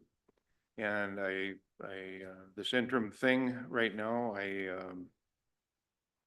guess I don't agree with it. That's fine. And I think we need to make a decision what direction we're going and what we're gonna do. Let me ask this to Go ahead. the broader group. Sorry for interrupting.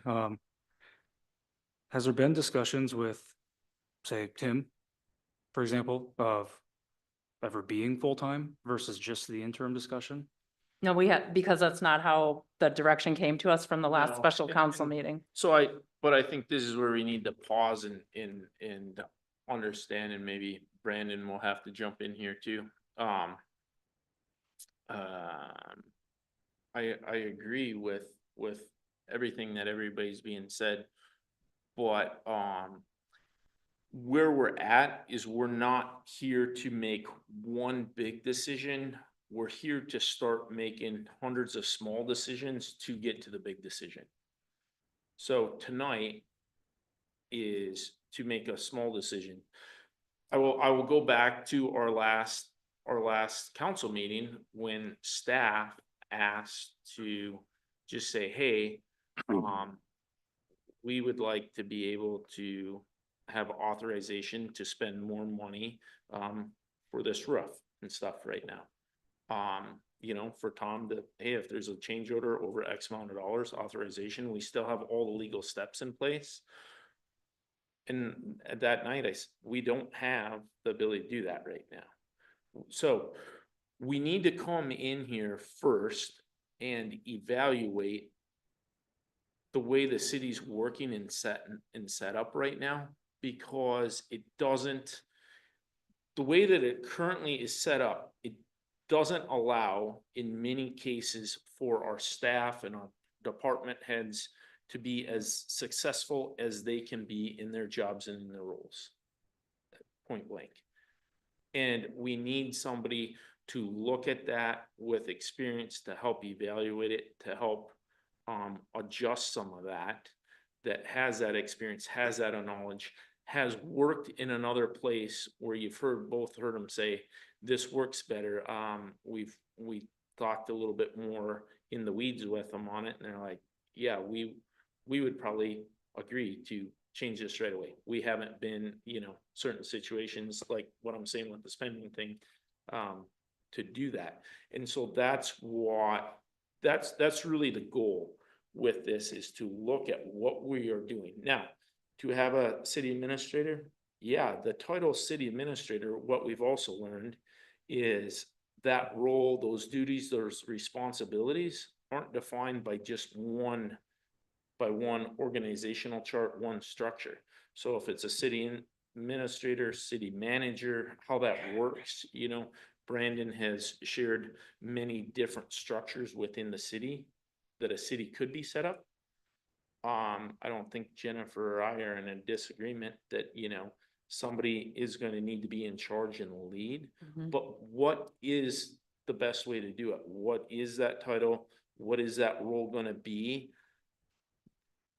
We are at a point in time looking at the way that we are currently set up and functioning and running, and we're like, hey, before we can explore that, we need to have somebody come in here and come back to us fairly often and say, this would be my recommendation for you guys as a city to make this run smoother. We're not in the day-to-day operations with any of the staff. We need somebody in that. We need somebody that listens to staff and say, staff, what do you need to be more successful at your job? We need somebody in there to look, to listen, that has other experiences, maybe say, hey, we understand what you are, and here's a new way to do this, a correct way to do this, a different way to do this, to help them be all successful right now, to help the city be successful, and then come back to us as a council to help us be successful also, both ways. And so we aren't in the position today to go, let's just skip an intern person, let's hire somebody.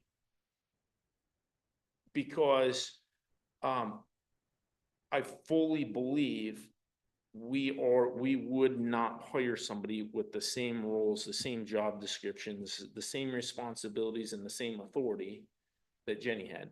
We have actually been advised by our legal counsel that would not be in the best interest of the town, the community, the citizens, and we wouldn't be doing our job if we just did that.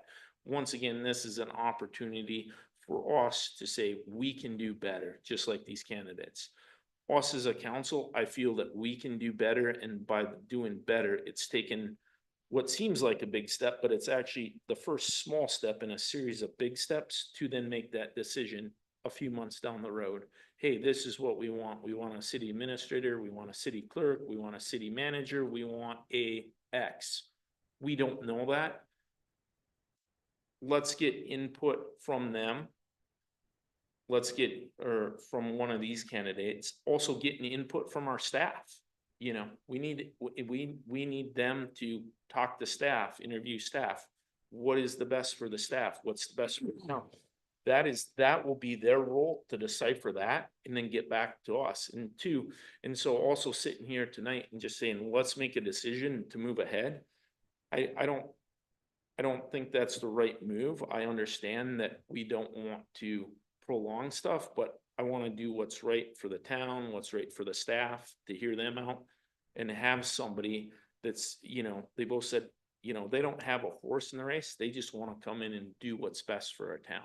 So that's why we're doing this. That's where we're at. We do need to correct it. We already know changing a bunch of these rules will instantly make stuff better for everybody on this side of the table and on out there too for staff. So that's really where we're at. So I Yeah. don't know if that helps out. It does, Joe, thank you. And, you know, staff is very important. Right, Okay, these are our worker bees, okay? right. And they do one heck of a nice job, okay? And I've lived in Nisswa for a long time, and I've seen what these current staffers do. I've seen what former staffers do, and I don't see anything that's broke, you know? And now here tonight, we're gonna try to fix something that I don't see as broke, okay? And I think that our staffers are very important. I believe in them. I trust them. And I think that they should have some input into this and a big part of it, okay? They're the ones that are here 40 hours a week and plus. I've seen these staffers, when they've been sick on their days off, they come to work on Monday, and Tuesday night, they're here for a city council meeting after they've been sick for several days, and they give it their all, okay? This is not just my opinion, it's the opinion of the public, okay? The people that elected me, you, Mark, and Jesse, okay? And that's who we represent, and that's who we support in their best interest. And I don't feel comfortable tonight with what's happened so far, and I just think we need to look into this a little bit longer and more. We're saying the same thing. Yeah, I'd like to Yeah. say something Yeah. too. Yeah, I don't think it, Let me do this a little bit. wait, I just want to say one thing, Mark. I do work out of, I spend an extensive amount of time doing city work, right? I'm here in the office, you know, a couple days, a couple hours here and there, right? And I see a huge opportunity we have as a city. We have an opportunity to level up here and get our city on the right trajectory for all of the big things coming down for us, right? We're on a regular council meeting. We've got the land purchase to talk about. We've got the parks master plan. I mean, there's all these different conversations.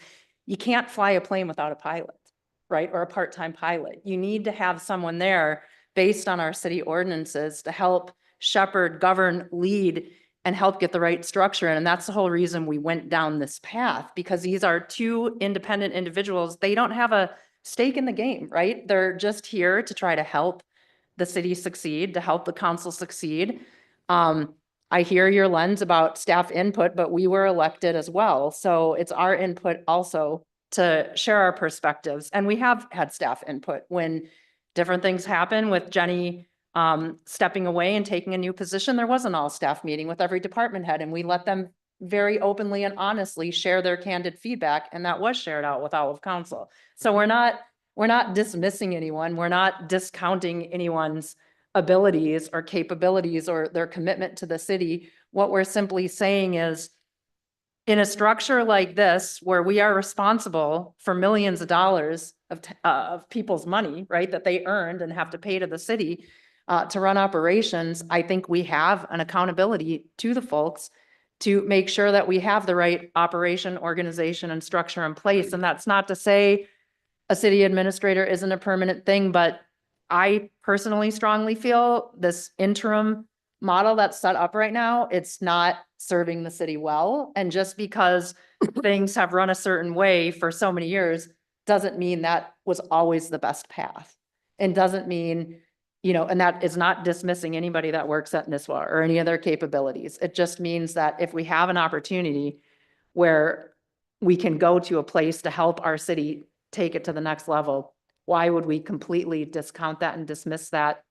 Because I think there have been disruptions since Jenny resigned. And I think a lot of them, for me, being here more, have been very apparent. And I think there's an opportunity to resolve some of that and get us on a healthier forward path as a council and staff. So- an organizational assessment to see whether we're going, what path we're gonna go down. Right, Admin, manager, clerk. right. I mean, I'll just speak. I think, you know, I think the consensus from, I'll say, the majority of the staff was maybe not to have another city administrator, was the takeaway from the department head meeting. Okay, great. We need to hear that, but we can't, we still have to follow the rules that are set in place and the policies and the procedures that the city is currently in. We can't instantly snap our fingers and make that go away tonight by us voting. There's a strict process that Brandon knows and has to help lead the city through, if that's what we're going to do and change. If that's what we're going to do and change, great, you know, we need and we have to have the input, you know, and Bruce, we're saying the same thing. We have to have that input from the staff, but it has to go to one person, it has to come back to us. And then if that's the route that we're gonna go, then we as the council, we have to start to vote and make the decisions and do the proper process to make that change to happen. But we don't know all this information. We don't know that. We can't make that decision tonight. And so I guess, you know, my question would be if we didn't want to do the interim thing, then what, you know, what would your proposal be tonight to not do the interim thing? I guess that's what I'm not clear on. Well, quite honestly, Joe, and I appreciate it. Based on what I know and what I've heard, what I've seen here, I can't make that decision tonight with good Right. conscience. I think more needs to be known and stuff, and rather than jump into it tonight and make that decision, I can't do it with good conscience. I need more, before I can make that decision. I can't do it and stuff like that. And I think we need more input, city staffers, maybe some citizens as a whole. And I've heard other things out in the community and things like that. And I don't know how the other council people feel, but I myself, I don't feel comfortable in making that decision tonight. To me, it's a big decision, even though it's an interim position, it's a huge position. And, I'm a newbie here on the Right. council. We- I don't feel that I can make that decision this evening. Sure, but it's not doing us any good. It's not doing the staff any favors. We're not doing the citizens any favors by just staying in limbo. Yeah. You know, Right. And we I'm not saying can't stay in you know, limbo. Not saying stay in limbo, you know, rather than make a knee-jerk reaction tonight, you know, we appointed Kiki Lindberry to this position as interim and give it a trial period, and I agreed with it, and I thought that she could do it, and others did. We voted on it, and then all of a sudden, we're here tonight changing things, and that's what I don't get, you know, and, I'm thinking, am I missing something? Yes, I think you Yes, are. very And I much. respectfully inherently disagree with you. You are missing something. When that motion was made for Kiki, we were under the fly. It was under the gun. Jesse was literally writing the motion in real time as our labor attorney was talking to him. It wasn't thought out. It wasn't structured. It was something that had to be done, which was driven by other inputs behind the scenes that perhaps in hindsight may not have been the wisest, but it is what it is. And so it's not, this isn't a knee jerk. Joe and I have spent extensive time for the Right. past couple weeks on with our labor attorney daily, in these meetings, interviewing people, being very intentional, doing our research, being educational. You know, it's not like we just plucked these folks out of anywhere, right? That list from the League of Minnesota Cities, it had a lot of people on it, right? But we went through it with a carefully, you know, a comb, fine tooth comb to try to find who are people that could be a good fit potentially for the city And to who's take the time to available, interview it and who's you know? available. Yeah, so I mean, we're all entitled to our own vote. You can feel the way you want that. You don't feel comfortable voting or making a motion. I do. And, you know, if no one else is comfortable, I'll make the motion. We'll see if we have a second and see where it goes. Right, you know, and I think the biggest thing though is, you know, I think we're all in agreement that some cleaning up of the way the city needs to go. But this is the process that we need to go through. So if we go down this process, here we are in limbo. There's not another option, you know, to have a city administrator, to have that conversation, to remove the city administrator position and go back to the clerk position, the way that was set up before. There's a huge process to go through, a lot of steps to go through, a lot of decisions to go through. And we need a lot of help in that area because it's just not in one area. It is going to impact all these different areas in the city. It's also going to potentially impact staff and their roles and how they do. All of a sudden, a city administrator is gone. Well, that impacts how all the staff works also too. I mean, it's a domino effect, and that's what we're doing. So we're just saying this is a bigger thing than we have anybody on staff. It's absolutely nothing against Kiki. She does a great job. But what we're up against in dealing with this is we need some outside help, some outside expertise. So we do it correctly for everybody involved. I guess, I don't know. Do you have any comment, Jesse? Any insight? So there's been no discussion, I'm assuming, based off everything I've heard with the candidates of it being more than a full-time, or excuse me, more than an interim / part-time? No, it was interim 3/5 time for a set period of time, but again, option to extend. It doesn't mean it just cuts off, right? And I get your point, like, you don't want to all of a sudden not have someone. We're trying to get to a larger place here. I'll say candidly, I would not hire a president for my company that is gonna be there 3 days a week for 6 months, and then I'm going back out in the street. With that being said, I see value in the points both of you are making. I think we all see the need for a multitude of reasons. I also think that we see a need for a long-term solution, Yes. which I only bring up the point. I would like to see a consensus, unanimous consensus that we have a long-term solution in mind as to what perhaps that target looks like 3, 5, 10 years down the road. And if there's any inkling of no city administrator at all within the city, I don't know if I agree with that after going through this process. I feel like, I don't know if we're gonna get full, but I feel like a city administrator, after going through these past couple months, it's very apparent to me that there needs to be a structure in place, with someone to be able to lead the administration. outstanding. Right. So with that being said, I don't want to. That's the way to word this.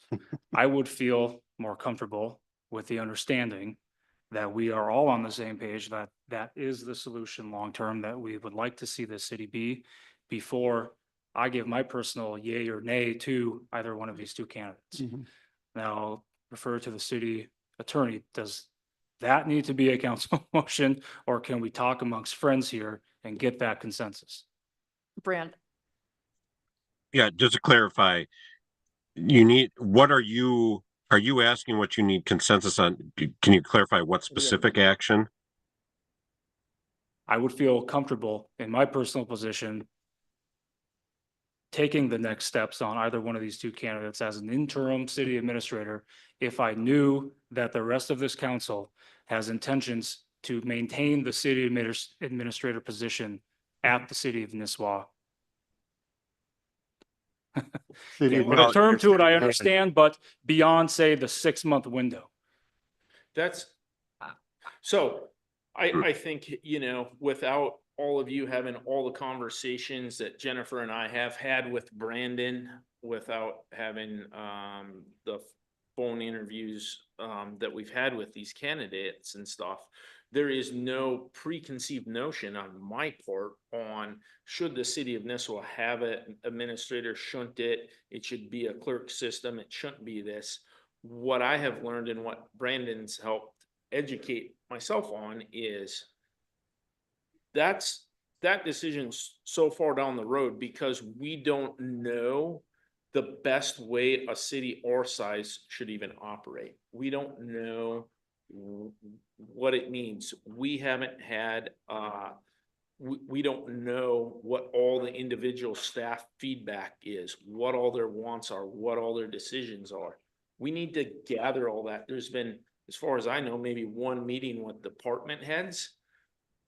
But we need to have a more comprehensive plan on what that is from department heads and to go from there. So I will say this, I am 100% in agreement that there has to be one person in charge going ahead. If that's city administrator and that's the title, great.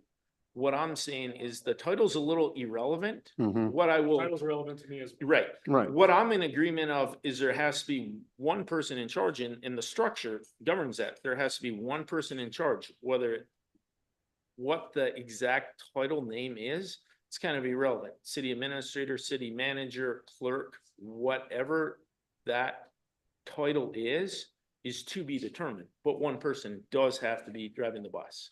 We have to have a Right. centralization. That's Right. been For very sure. apparent to me So over the there is past. understanding Yeah. that we want a quarterback for our Yeah, 11-man football team. yeah, Yeah. can't have a team without a Phenomenal. quarterback. Yeah. Run with it, Jennifer. All right,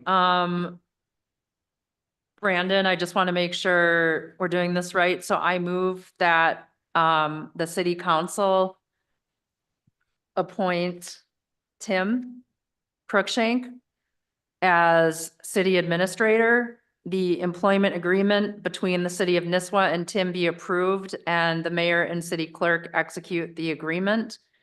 The city council designees referred to in the employment agreement be myself and Councilmember Hall as personnel liaisons. Based on the foregoing, Kiki Linberry's last date of performing city administrator duties and responsibilities and receiving any related pay will be, I think, May 27th, 2025. The previously mentioned city council designee notify Kiki of this action. Did I do that proper? That is a proper motion, correct? Is there a second? I'll second.